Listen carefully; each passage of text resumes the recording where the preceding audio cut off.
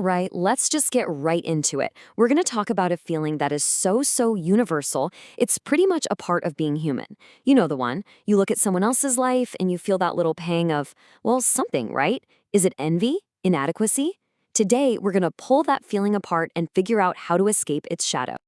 I mean, really think about it. You pop open an app, you're just looking to connect, maybe see what's going on, but you close it feeling, I don't know, kind of drained, a little smaller, or like you're somehow falling behind in a race you didn't even know you were running. If that sounds even vaguely familiar, trust me, you are in good company. So here's the thing. What you're experiencing, it actually has a name, and it's a powerful one. The comparison trap. This isn't just you being in a bad mood for a minute. No, this is a real psychological cycle that so many of us get caught in, especially now, in this crazy, hyper-connected world of ours. And it's the cycle part that's so tough. See, we see something online, we compare ourselves to it, and we feel, well, not great, inadequate. But then that feeling sends us right back to the very apps that made us feel that way, doesn't it? We're looking for some kind of validation. It's this vicious loop that can feel absolutely impossible to break out of. Okay, now, before you start beating yourself up for feeling this way, let's get one thing crystal clear. This is not a character flaw. Comparing ourselves to other people, it's a deeply ingrained, totally hardwired human instinct. It's literally how our brains are built to figure out our place in the social world. You know, this idea isn't new at all. It actually goes all the way back to the 1950s. A psychologist named Leon Festinger came up with something called social comparison theory. And what it basically says is that we humans have this fundamental drive to figure ourselves out, to evaluate our opinions, our skills, by seeing how we stack up against everyone else. We use other people as a measuring stick. It's just what we do. And this comparison game, it pretty much comes in two flavors. First, there's upward comparison. That's when we look at someone who seems to have it all figured out. You know, they've got the job we want, the perfect vacation, the amazing talent. Now, this can be inspiring for sure, but let's be honest, a lot of the time it just leads straight to envy. And then there's downward comparison. That's when we look at someone who seems to be worse off than us.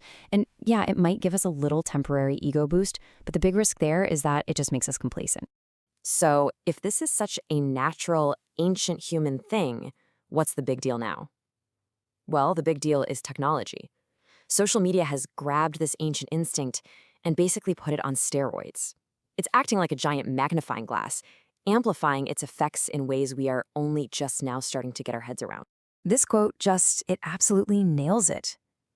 You are painfully aware of your own behind-the-scenes footage, right? The messy kitchen, the day you just couldn't get out of bed, the nagging self-doubt. But when you look online, you're not seeing that from other people. You're seeing their highlight reel, the curated, filtered, perfected final cut of their life. And there's a name for this. It's called the highlight reel bias. It's that endless scrolling feed of engagements, promotions, picture-perfect family vacations, and huge career wins. Look, it's not that these things aren't true, but they're not the whole truth. And what we end up with is this massively distorted, totally unrealistic version of reality that our poor brains mistake for the real thing. And the really dangerous result of all this is what psychologists call a scarcity mindset. We start to believe that things like success or happiness or even opportunity are like a limited pie. And if someone else gets a huge slice, well, that must mean there's less left for us. It completely flips the script. It turns potential friends into competitors and someone else's joy into a source of our own envy. So let's talk about the real cost here, because this is not some harmless little habit. Constantly living in the shadow of other people's curated lives carries a really heavy psychological price. It has real, tangible effects on our mental health. I mean, just look at this breakdown. It's pretty stark. The single biggest casualty here is our self-esteem. That's a massive 40% of the negative impact. And instead of feeling motivated by seeing other people succeed, it does the opposite. 30% of the time, it just crushes our motivation. It spikes our anxiety, and ultimately, it just makes us plain unhappy. And here's the core of the problem. We start obsessing over the wrong thing. We see someone's external progress, like they bought a new house or landed a big promotion, and we immediately compare it to our own. But we totally forget that our internal purpose might be completely different. Maybe your purpose has nothing to do with climbing a corporate ladder. Maybe it's about building a strong community or creating art. When we judge our own unique journey using someone else's map, well, that is a guaranteed recipe for feeling chronically dissatisfied. Okay, so that's the problem. It's big, it's real. But, and this is a big but, the good news is we are not powerless here, not even close. We can absolutely actively break free from this trap. So let's get into a clear, actionable plan to get your focus and your well-being back on track.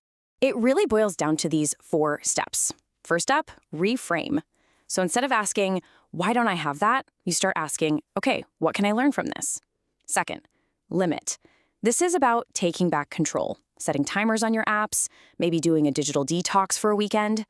Third, inspire. You got to use that feeling of envy as a compass. That little pang you feel, it's a clue. It's pointing you toward what you truly desire, so use it to get clear on your own goals. And finally, and honestly this is the most important one of all, you have to ground yourself. So, what does it actually mean to ground your self-worth? It means tying it to things you can actually control.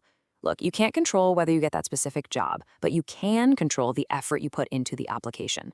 You can't control how many likes your photo gets, but you can control whether you're living by your core values, like being a kind person or a creative person.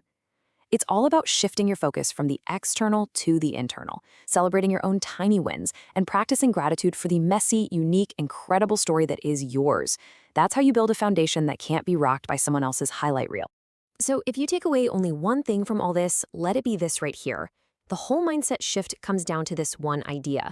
You have to stop the unhealthy game of comparing your internal, deeply personal purpose to someone else's external, shiny progress. The only comparison that's actually healthy, the only one that will move you forward, is comparing your progress today to your progress yesterday.